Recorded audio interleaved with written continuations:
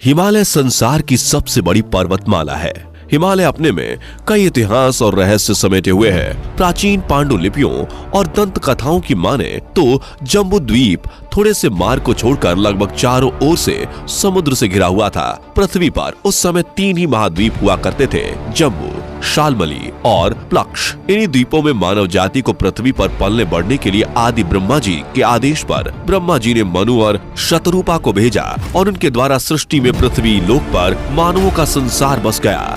तभी तो हिमालय को धरती का स्वर्ग कहा जाता है। हिमालय जितना भव्यता का अवतार है, वो उन रहस्यों में डूबे हुए हैं जो व्यवहारिकता से परे हैं। तो चलिए जानते हैं आज उन रहस्यों के बारे में। गंगखर पूर्णसू भूटान में बसा यह पर्वत हमेशा गलत परिणाम देता है जब इसकी ऊंचाई मापी जाती है। यह अजीब है क्योंकि मानवीय त्रुटियां हर बार गलत नहीं हो सकती, खासकर नवीनतम तकनीकी उपकरणों के साथ। इसमें भी ज्यादा हैरान करने वाली बात यह है कि कैसे इस पहाड़ पर धरती का कोई भी इंसान नहीं चढ़ पाता।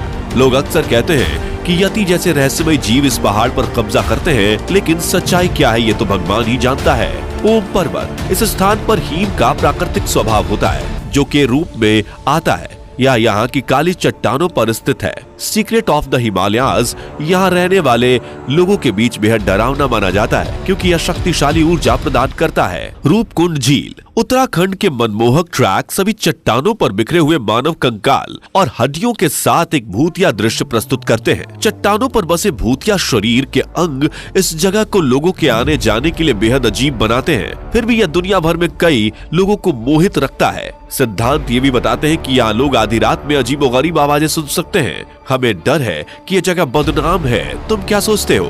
गोमुख गाय के मुख के रूप में भी जाना जाता है। हिमालयी क्षेत्र में यह स्थान गाय के मुख जैसा दिखता है। लोगों का कहना है कि जो भी यहाँ गंदे दिमाग से आता है वो नरक में जलता है और ऐसी ही भयावता का अनुभव करता है जैसे यहाँ पहले कभी नहीं हुआ।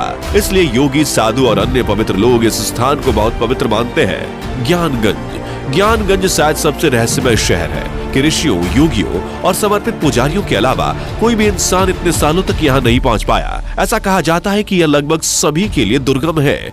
यहाँ तक कि सैटेलाइट भी इस अजीब शहर का पता नहीं लगा पाए। इसके अलावा कई तकनीकों ने भी इस शहर को खोजने की कोशिश की, लेकिन सब व्यर्थ है। क्या यह सिर्फ एक गलत धारणा हो सकती है या यह कोई जादुई जगह है? गुरुंगडोंग मार्ग झील यह एक उच्च ऊंचाई वाली झील है जो पठार पर बसती है। कई साल पहले लोगों का कहना है कि यह झील साल भर जमी रहती है। हालांकि लोगों का मानना है कि जब से बौद्ध गुरु पद्मसंभव ने इस झील को छुआ है, सर्दियों के दौरान पूरी झील एक जगह जमी रहती है। लोगों का कहना है कि उन्होंने वहां लोगों की जिंदगी को थोड़ा आसान बनाने के लिए कदम उठाया।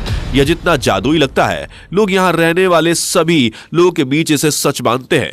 हर साल झुंड में इस जगह पर आने वाले पर्यटक उस छोटे से स्थान को खोजने में तल्लीन हो जाते हैं जो सर्दियों के दौरान स्थिर रहता है। टाइगर नेस्ट मोनेस्ट्री हिमालय के अन्य सभी स्थानों के बीच जो मनुष्यों के तर्क से परे है। ये मठ कुछ अलौकिक भी प्रदान करता है। मठ हिमालयी क्षेत्रों के बीच भूटान में स्थित है जहाँ कई लोगों तक पहुँचना मुश्किल है। इस जगह की सबसे खास बात यह है कि आज के जमाने में भी इस मठ पर चढ़ना मुश्किल है। साथ ही लोगों का मानना है कि गुरु पद्मसंभव यहाँ 3 साल 3 हफ्ते 3 दिन और 3 घंटे ध्यान करने आए थे। हाँ, हम सहमत है कि यह असाधारण है। लोगों का कहना है कि गुरु पद्मसंभव ने एक बाघिन पर सवार होकर इस स्थान पर उड़ान भरी थी। आज भी यह दूसरे छोर से देखने के लिए सबसे आश्चर्यजनक स्थानों में एक है। The bottom line Himalaya Bharat में घूमने के लिए आकर्षक जगहों में से एक है। सीक्रेट ऑफ द हिमालयाज लोग इसे देखने के लिए दुनिया भर से हजारों की संख्या में आते हैं। यहाँ आने वाले ये लोग कभी निराश मन से घर वापस नहीं लौटते।